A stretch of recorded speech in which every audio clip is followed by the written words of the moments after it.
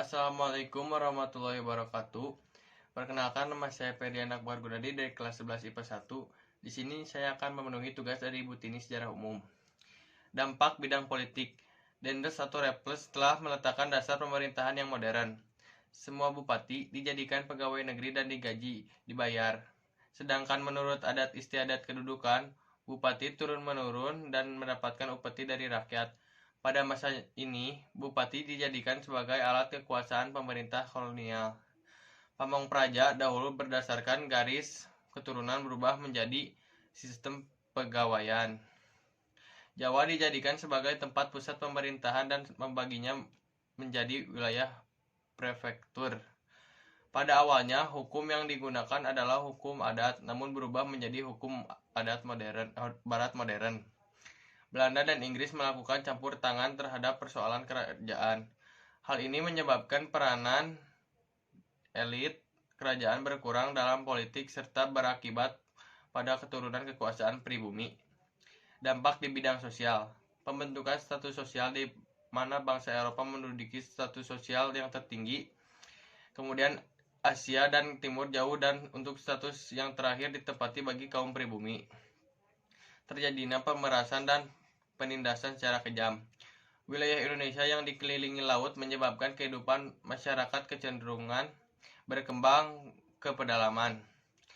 Terjadinya kemunduran perdagangan di laut ini kemudian memunculkan budaya feodalisme di pedalaman.